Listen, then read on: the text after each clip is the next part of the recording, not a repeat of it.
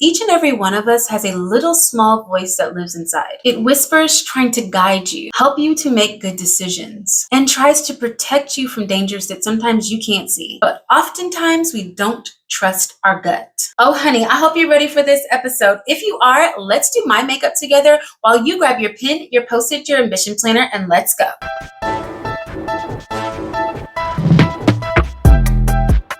Hello, Ambition Babes. Welcome back to my channel. My name is Dion, also known as the Face of Ambition.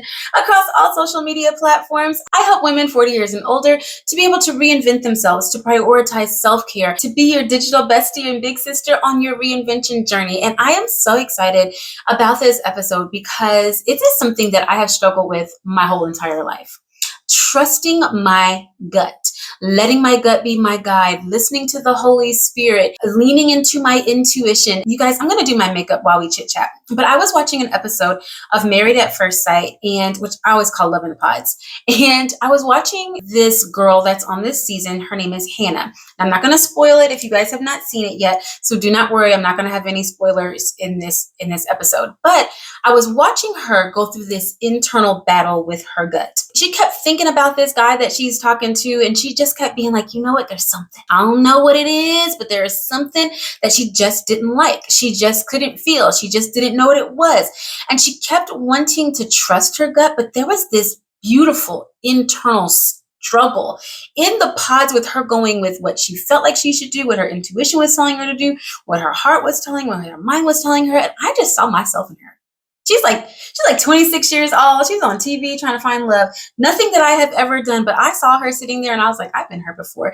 And I was like, you know what? We all have been Hannah before. We've all felt like our gut was telling us to do something, and sometimes we go with it and sometimes we don't. So I wanted to create this video honestly, just to thank God for intuition. I just wanted to just say, you know what? The Holy Spirit is talking, leading, guiding, telling us what to do, and sometimes we don't listen. And so today I wanted to break down these 7 ways that I really feel like we could listen to our intuition more, that we can be more intentional about following our gut, letting our gut be our guide, listening to the Holy Spirit. Whatever it is that you choose to call it, honey, we need to do more of it because it's never steered us wrong. Okay, sis, let's get into these 7 tips that will be able to help you to trust your intuition and to know if your gut is trying to tell you something, if it's just a little bit of anxiety, or if it's actually your intuition being your guide. And I'm going to warn you guys, you know I'm not the very best when it comes to putting on makeup and talking at the same time.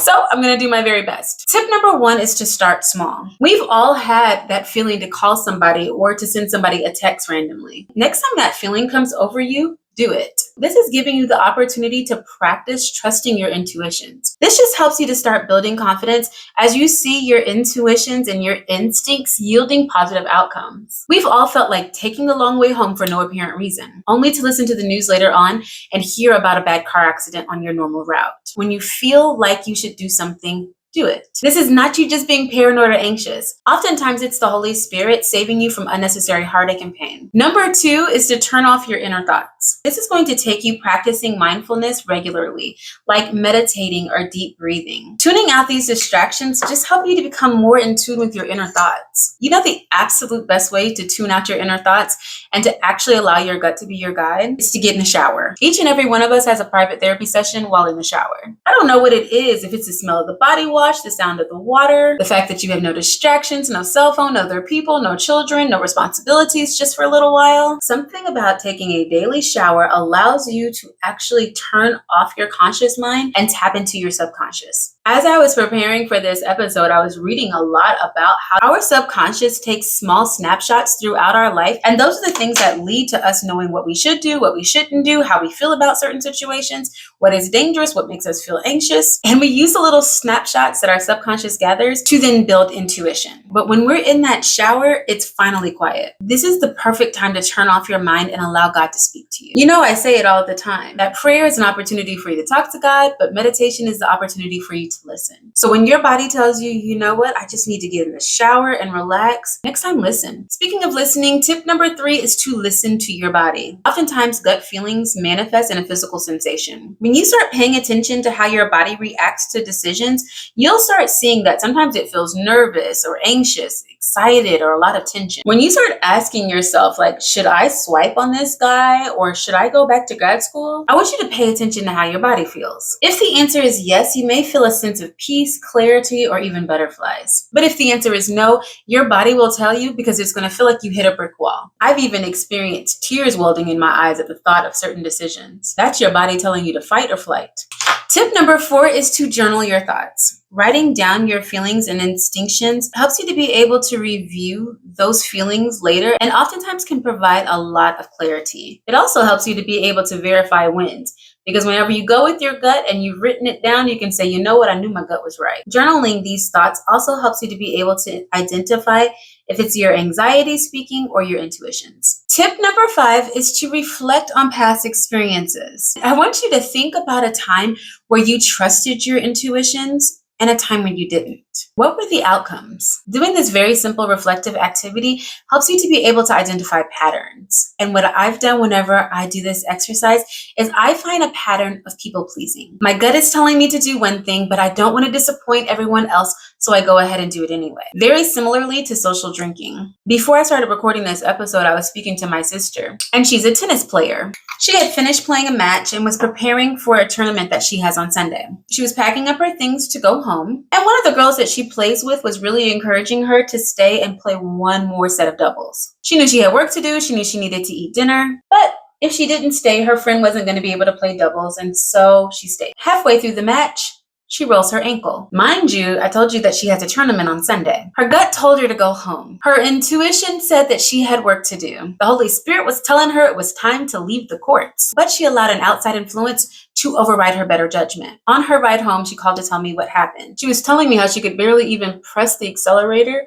because her ankle was hurting so badly. And it just reminded me how often people-pleasing and outside influences override our better judgment. I'm also reminded of the time my husband was driving in the left-hand lane. In less than a half a mile, we had to turn left. But all of a sudden, he decided to get into the right-hand lane. Me being the backseat driver, I would normally say, why are you getting in the right-hand lane when you know we gotta turn left? Then you have to hurry up and get back over. But no sooner as he changed lanes as we were coming over a hill, a car was driving on the wrong side of the road headed down the lane we just moved out of. I know that I could go on and on and on telling story after story of a time when your gut told you to do something and either you went with it or you ignored it. Taking time to reflect on when your gut saved your life, got you out of a bad situation, or caused you to twist your ankle, it helps you to be able to trust the butterflies whenever it's a yes and not deny that bubble gutting feeling whenever it's a no. Tip number 6 is to trust but verify. Sometimes fear can be disguised as intuition. This is why it's important for us to learn the difference between our gut intuition and our anxious driven thoughts. Do you really want to buy this house, or are you just tired of looking for houses? Is he really the guy that you're supposed to marry, or are you tired of just dating? Trust your gut, but also verify it. And tip number 7 is to trust your first reaction. Like I said at the beginning, our bodies have been collecting data points our whole life. Our subconscious is there to protect us. And your initial response to a situation oftentimes reflects your true feelings. Just like my sister should have gone with her first intuition to go home. Just like my husband's first intuition was to switch lanes. Your first intuition, your first reaction to doing something is traditionally right.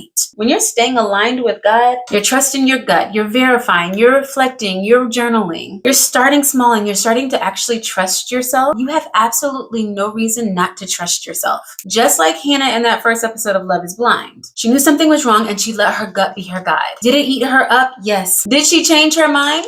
I don't know. But we've all been in situations where we know we should trust our intuition. So my challenge to you today is that you know there's something that you need to do. There's a job you need to quit. There's a boyfriend you need to break up with. There's a tough conversation that you know you need to have. There's a business that you need to start. There are people waiting for you to start that nonprofit. There's a conversation that is waiting for you to have in a hot shower. I want to encourage you to trust your gut.